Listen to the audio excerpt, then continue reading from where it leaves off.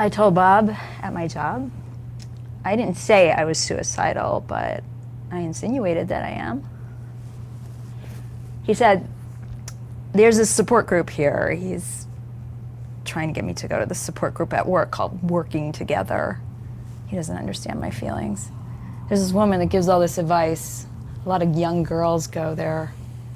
I mean, I don't want to be sitting with them in the first place. It's not going to help me. I know it's not. I mean, do you think I should go? Well, I mean, it seems like it's different than working with personality disorders. You know, Bob just thinks I'm depressed. I can tell that that's what he thinks by the way that he's talking. He says, well, I think you're depressed. And then I say, well, I'm not depressed. I said, it's the way that I think. And then he says, well, that's the way depressed people are. It's the way they say things like that. And then I said, well, I don't think it's a mood disorder. I said, I just think it's the way I think. And then I thought, well, maybe you're misdiagnosing it. You know, of course we're different people, but I don't see what's so different between me and him. I mean, I don't understand what makes me so different.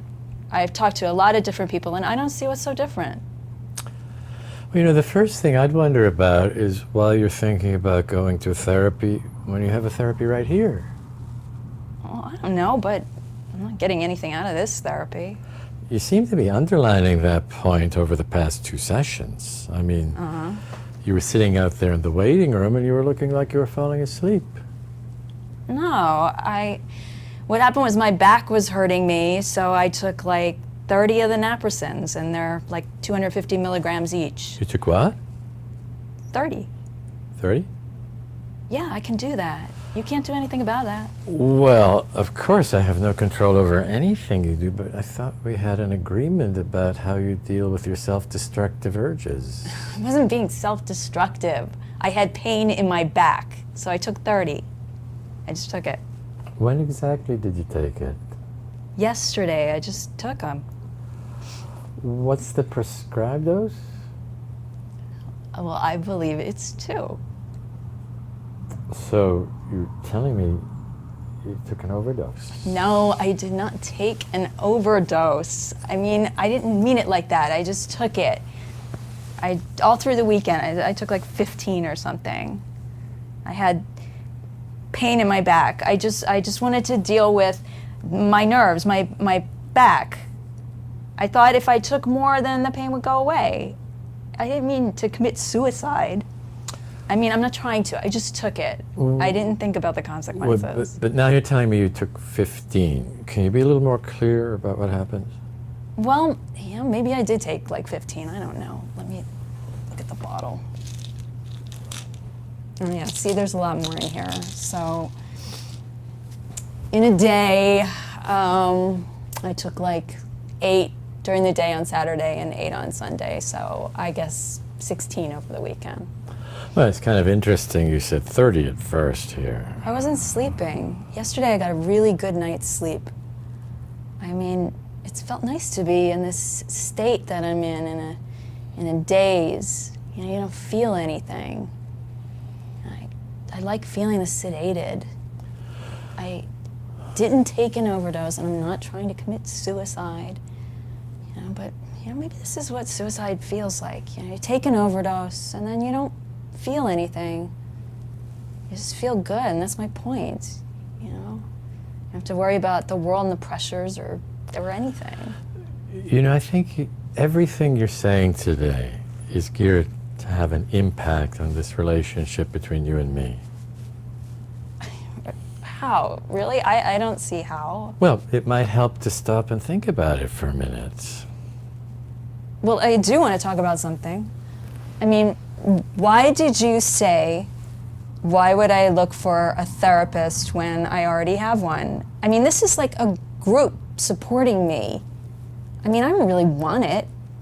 It's just, you know, what am I supposed to do? Just go in there and say, I hate all the blondes?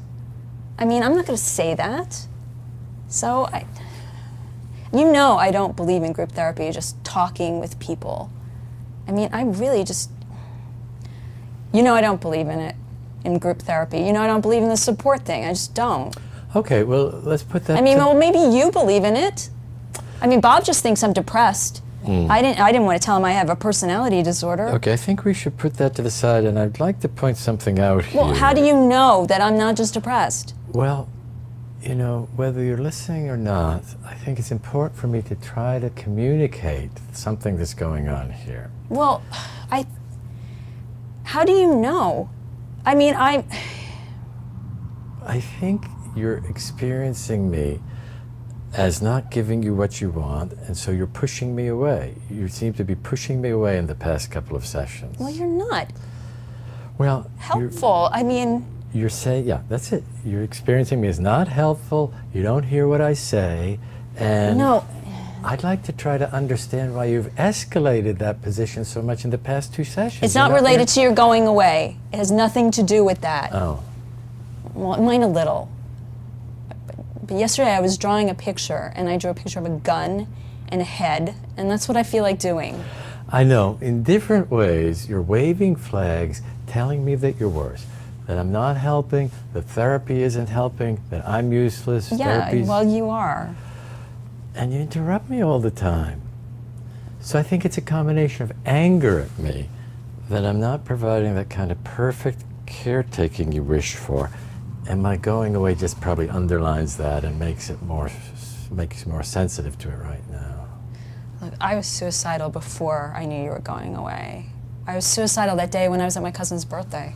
Okay, you can continue to reject what I'm saying before thinking about it. Well, then stop relating everything to your going away, because I'm suicidal even when you're here. But if you look at the last session and you look at today's session, it's gone up like this if you drew a graph. What?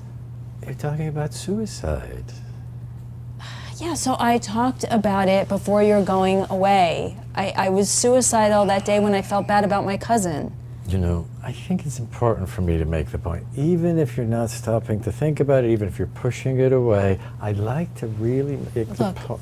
I'm hearing everything you're saying. It's just not helping me. You seem especially quick to reject what I'm saying today. I'm not rejecting you. You know, I think what's going on right now is a really dramatic example of what happens when you begin to get attached to someone. I think this is what happens then. Why should I swallow everything you're saying? It's up to you what you want to do with it, but I would hope you'd reflect on it. You don't know me.